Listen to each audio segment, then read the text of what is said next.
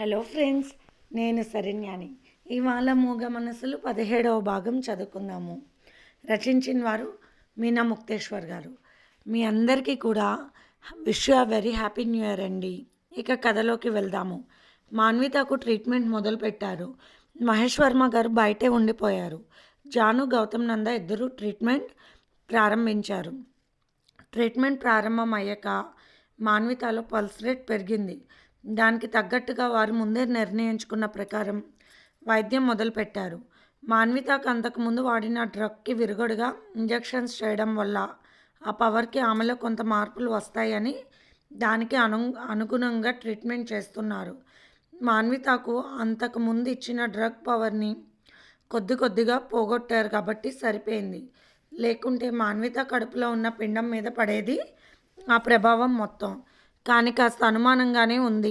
అదృష్టం బాగుంటే ఏమీ లేకపోవచ్చు, లేకుంటే బిడ్డలో అవయవ లోపం రావచ్చు. దానికి తగ్గట్టుగా కూడా మెడిసిన్స్ మంచివి వాడుతున్నాడు గౌతమ్ నంద. గౌతమ్ నంద ప్రతిరోజు లండన్లో ఉన్న ప్రముఖ వైద్యులతో చాటింగ్ చేస్తూ దానికి అనుగుణంగా వైద్యంలో రీతులు మార్చుకుంటూ చివరికి మాన్వితలోని డ్రగ్ ఇన్ఫెక్షన్ పోగొట్టాడు. ఆ విషయానికి గౌతమ్ నందాను మెచ్చుకోకుండా ఉండలేకపోయారు మహేష్ వర్మ గారు. మహేష్ వర్మ గారు అలా నీరసంగా ఉండేసరికి శాలినికి బాధగా అనిపించింది. మాన్వితకి ఏదో ట్రీట్మెంట్ చేస్తున్నారన్న విషయం తెలుసు. శ్రీనాథ్ వర్మ అర్జెంట్ పని మీద ఊరు వెళ్ళాడు. పిల్లల్ని మామగారి దగ్గరికి పంపింది శాలిని. తాతగారు, ఈ పండు తినండి అంటూ ఇచ్చింది ఆద్య. తింటానమ్మా అంటూ నీరసంగా ఉన్నారు మహేష్ వర్మ గారు. మాకు కూడా ఇవ్వండి కోసి అన్నాడు సూర్య వచ్చి. శాలిని ఫ్రూట్స్ కట్ చేసి అక్కడ పెట్టింది. తాతగారికి కూడా తినిపించండి అని చిన్నగా చెప్పింది పిల్లలకు. సూర్య బొప్పాయి ముక్కలు తాతగారి నోట్లో పెట్టాడు. ఆద్య కూడా తినమని చెబుతుంది. పిల్లల అల్లరిని చూసి మామూలు పరిస్థితుల్లోకి వచ్చారు మహేష్ వర్మ గారు కాసేపటికి. ఈ ట్రీట్మెంట్ కానీ సరి అయిపోతే ఇక మాన్విత విషయంలో భయపడాల్సిన విషయమే లేదు. ఆమె ప్రెగ్నెన్సీ వరకు మందులతో హ్యాండిల్ చేయవచ్చని ఆలోచిస్తూ ఉన్నారు మహేష్ వర్మ గారు. ఇంతలో ఫోన్ వచ్చింది. దినేష్ భూపతి. మాట్లాడకుండా ఒక్కటే నవ్వుతున్నాడు దినేష్ భూపతి. ఏంటి నవ్వులతో పలకరిస్తున్నారు భూపతి అన్నాడు మహేష్ వర్మ గారు. ఏం లేదు, కూతురు పెళ్ళయింది, తల్లి అయ్యింది, ఆమె కడుపులో బిడ్డ ఎవరిదో తెలుసా అన్నాడు నవ్వుతూ. మా కుటుంబ విషయాలు నీకు అనవసరం మిస్టర్ దినేష్ భూపతి. అనవసర విషయాలను ప్రస్తావించుకో అంటూ కోపంగా చెప్పారు మహేష్ వర్మ గారు. స్నేహితుడివి, నాకెన్నో విధాలుగా ఒక డాక్టర్గా సహాయం చేసి నన్ను ఇంతటి స్థానంలో ఉంచిన వ్యక్తివి. నీ సహాయాన్ని నేనెలా మర్చిపోతాను? నీ కూతురు కడుపులో పెరిగే బిడ్డ ఎవరిదో తెలుసుకోవాలని నీకు లేదా అన్నాడు దినేష్ భూపతి. అసలు మా సంగతి నీకు ఎలా తెలిసింది అన్నారు మహేష్ వర్మ గారు కోపంగా. తెలియడానికి ఏముంది మహేష్, నీ అల్లుడు ఒక గే, వాడికి పిల్లలు కలిగే యోగ్యతే లేదు. మరి అమెరికా నుండి కడుపుతో వచ్చింది నీ కూతురు.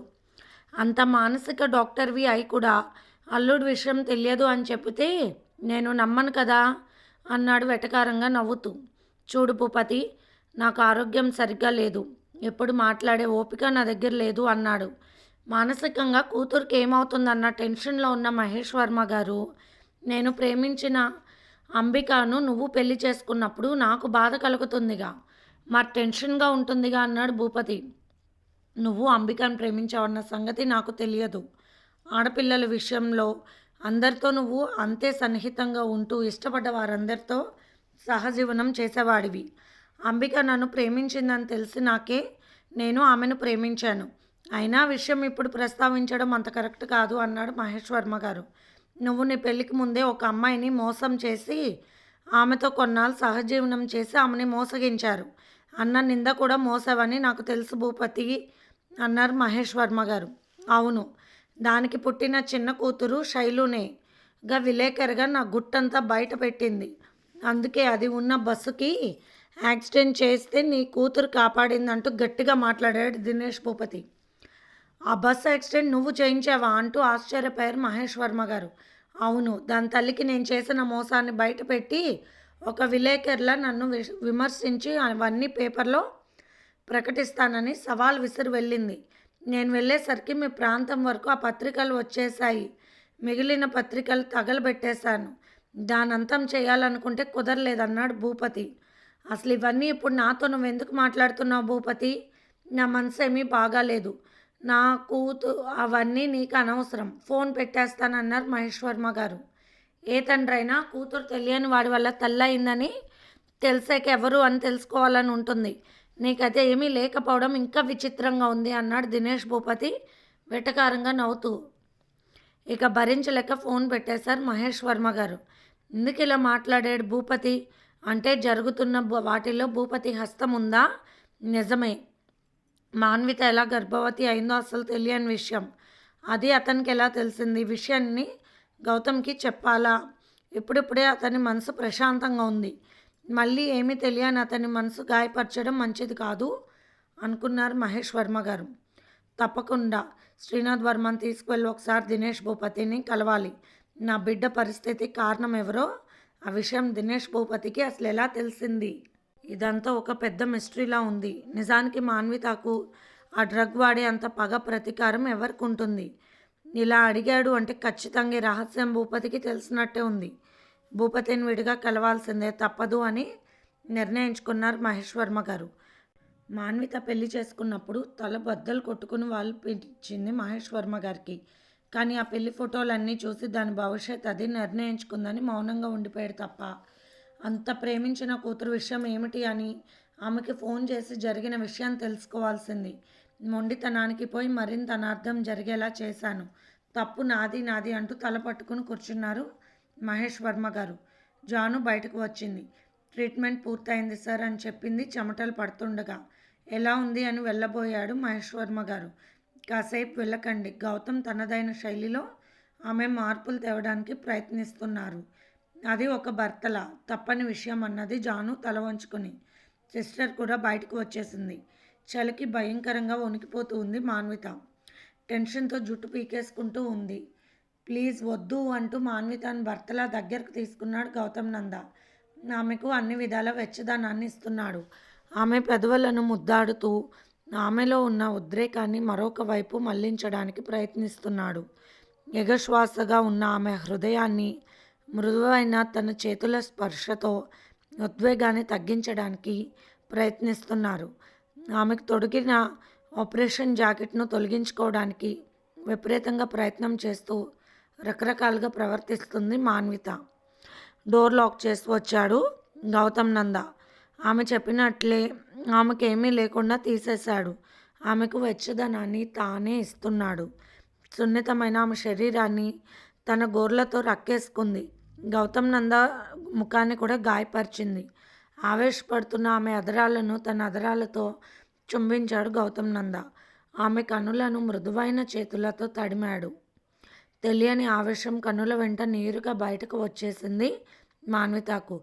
రిలాక్స్ రిలాక్స్ అంటూ ఆమె శరీరం అంతా వేడి ఇస్తూ ముద్దులతో ముంచెత్తుతూ ఆమెలోని భావాలను వేరొక వైపు తీసుకువెళ్ళాడు గౌతమ్ నంద. గౌతమ్ నంద వేల తాకిడికి మాన్వితలో కొంత ఆవేశం తగ్గింది. చిన్నగా ఆమెతో జ్యూస్ తాగించాడు. వామిటింగ్ అవుతుందేమో అన్న సందేహంతో టప్ పక్కనే పెట్టుకున్నాడు. అలాగే పెద్ద వామిటింగ్ అయిపోయింది మాన్వితకు.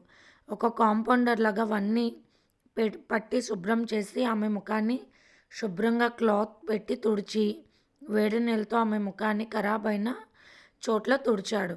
వామిటింగ్ అయ్యాక మామూలు స్థితికి వచ్చింది మాన్విత. అక్కడున్న నైట్ డ్రెస్ ఆమెకు తొడిగాడు గౌతమ్ నంద. జుట్టు చక్కగా కట్టేశాడు.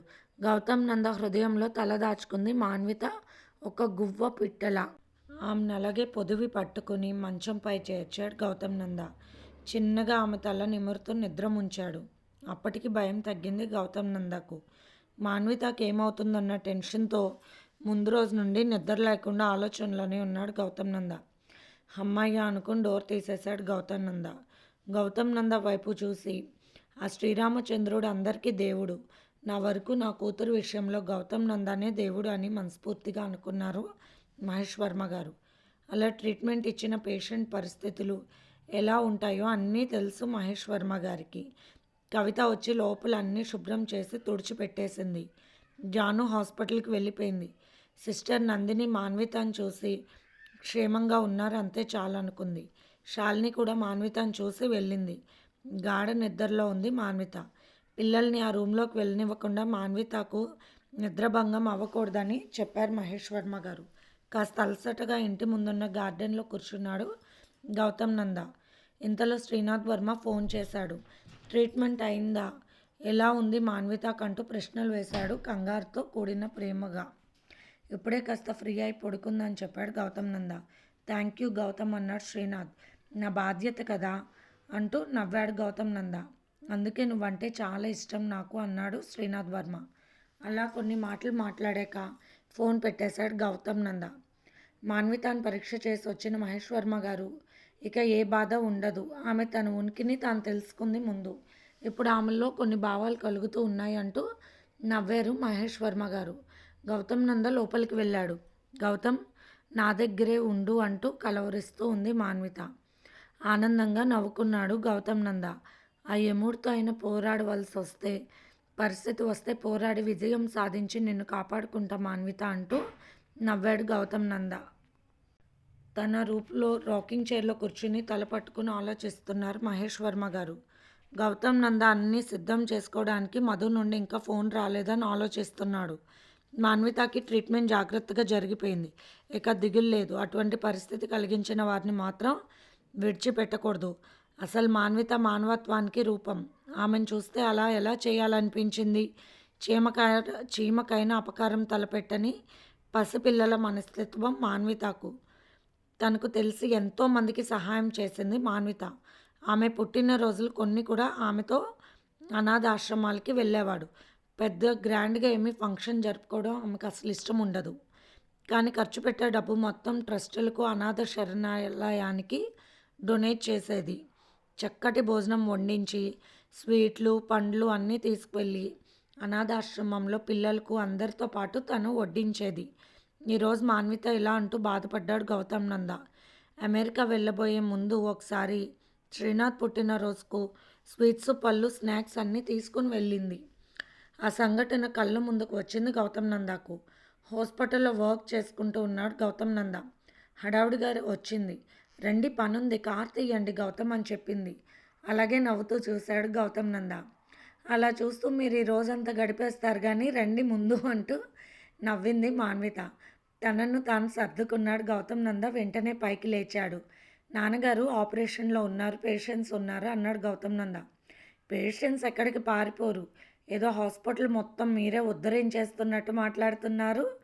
నర్సులు ఉన్నారు, ఇంకా డాక్టర్స్ ఉన్నారు, కాంపౌండర్స్ ఉన్నారు, పేషెంట్స్ని కంట్రోల్ పెట్టే సిబ్బంది ఉన్నారు. మీరు చెప్పకండి కహానీలు అంటూ నవ్వింది అందంగా మాన్విత. ఎల్లో కలర్ శారీ కట్టింది. ఆరెంజ్ కలర్ డిజైన్ బ్లౌజ్ వేసింది. హెయిర్ స్టైల్ చక్కగా ముడివేసింది. ముడికి పక్కగా పువ్వులు పెట్టింది అందంగా. నవ్వేశాడు గౌతమ్ నంద మాన్వితని చూస్తూ. ఎందుకు అలా నవ్వుతున్నారు అన్నది చిరుకోపంగా మాన్విత. ఏం లేదు, మీ ముడి పక్కన పూలు చూస్తుంటే నవ్వొచ్చింది అన్నాడు గౌతమ్ నంద. బాగోలేదు అంటున్నారా అన్నది మాన్విత. అయ్యో సారీ, బాగోలేదని నేను ఎలా చెప్తానండి అసలు అన్నాడు గౌతమ్ నంద నవ్వుతూ. ఆ పూలు అలాగే ఉంచేసి హెయిర్ స్టైల్గా వదిలేసేయండి, బాగుంటారన్నాడు నవ్వుతూ. మీరు చెప్పినట్టు చేయాలా ఏమిటి అంటూ నవ్వుతూ సైడ్ ఉన్న పువ్వులు అలాగే ఉంచి హెయిర్ని వదిలేసింది మాన్విత. చాలా అందంగా కనిపించింది మాన్విత. ఎవరైనా చిత్రం గీస్తున్నారా అన్నది మాన్విత.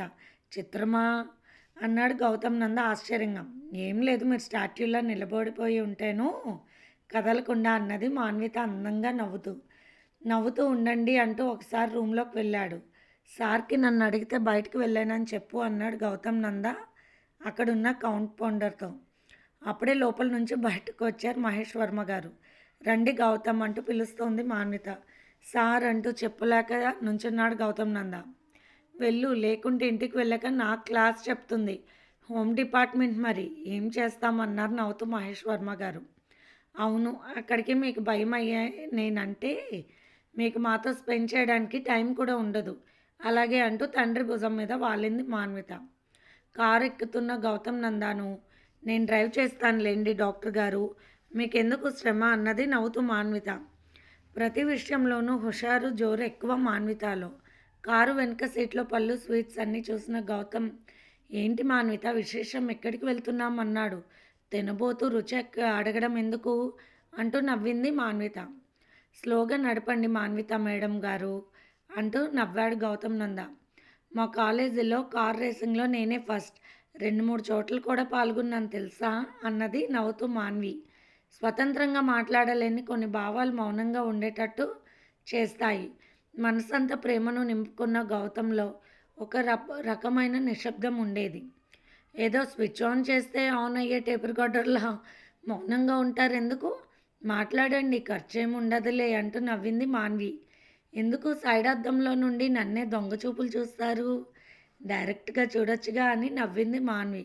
లేదు మీ పూలు కిందకి పడుతున్నాయి అందుకు అంటూ మొహమాటంగా ఏం మాట్లాడాలో తెలియక ఒక రకంగా కూర్చున్న గౌతమ్ వైపు చూసి పక్కపక్క నవ్వేసింది మాన్విత. అసలు ఎంబీబీఎస్ ఎలా చదివారండి? పైగా స్పెషల్ కోర్స్ సైకాలజీ చదివి వచ్చారు అంటూ నవ్వుతూ ఉంది మాన్విత. చెప్పలేని భావాలు ఎన్నో మదిలో మెదిలేవి గౌతంలో.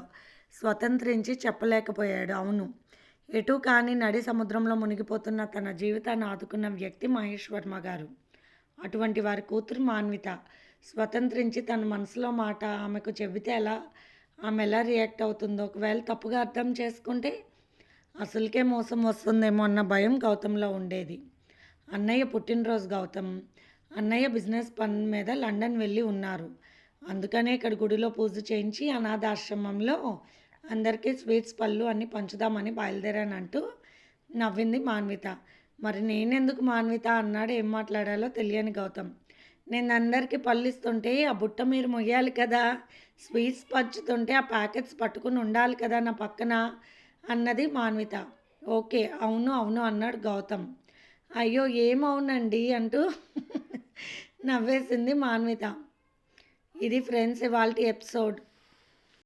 రేపు ఇంకొక ఎపిసోడ్తో మీ ముందుకు వస్తాను ఫ్రెండ్స్. అండ్ అలాగే మన ఛానల్లో ప్రసారం అవుతున్న positive thoughts written by Shri Komunapalli Ganapathi Rao గారివి కూడా చదివి మీ అమూల్యమైన సమీక్షలు తెలియచేయండి. అలాగే ప్రతిరోజు ఉదయాన్నే ఒక పొడుపు కథను పోస్ట్ చేస్తున్నారు. దానికి కనుక ఆన్సర్స్ తెలిస్తే కనుక మీ ఆన్సర్ని కామెంట్ రూపంలో తెలియచేయండి. బాయ్.